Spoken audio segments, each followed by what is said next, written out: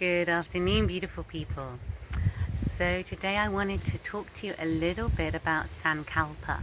It's something that we use a lot in our Yoga Nidra practice, and it's often something that students have a question about. So a Sankalpa is a heartfelt resolution. It's a bit like an affirmation, except that we work with the process of Yoga Nidra to really plant that resolve deep in the waters of the subconscious or unconscious mind. So in Yoga Nidra we journey through. We start with the physical layer of the body. We journey through to the energetic realm, the pranic body. We journey through the emotional and mental realm, and eventually we wind our way into those murky waters of the subconscious or unconscious mind. And we approach that state that is borderline between sleep and awake. And if we're able to, with practice and intention and divine conspiracy, then we may be able to enter the state of Yoga Nidra, a very discrete state of awareness. And in this process of journeying through the layers, it's a bit like having a deep reset, a deep systematic cleanse throughout your entire being. Anything that has been ignored or neglected that needs to be processed or released or integrated somehow, Yoga Nidra can help with that. So often we have old emotional wounds or traumas, histories from this life or previous lives, and these often remain in the waters of the subconscious or unconscious mind, and they affect everything that happens in our waking state.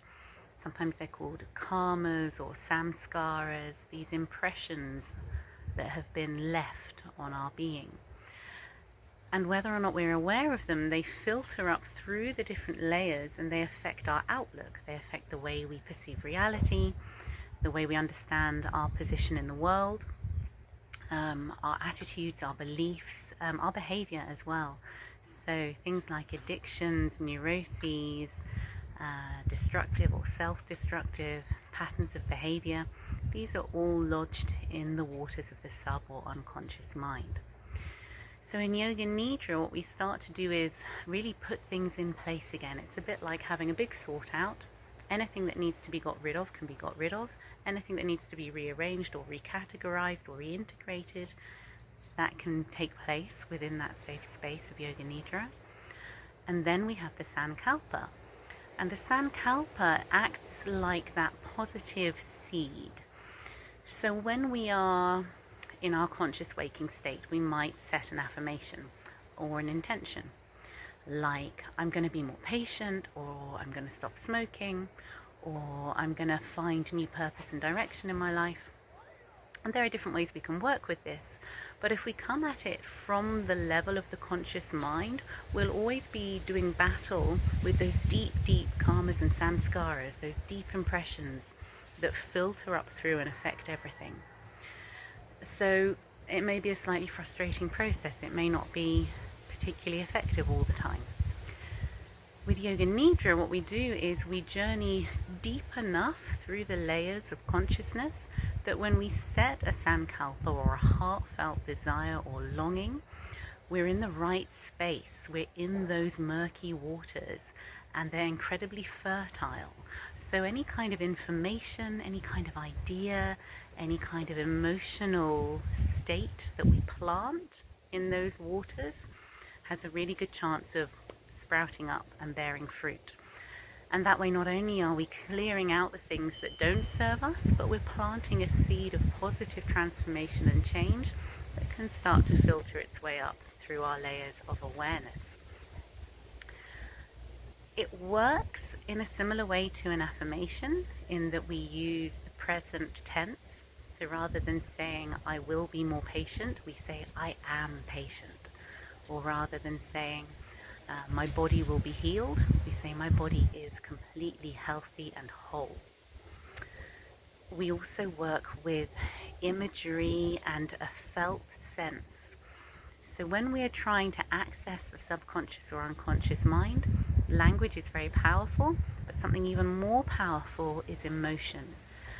So what we'll do is we'll generate a feeling of what reality could look like and feel like if that heartfelt desire was already true.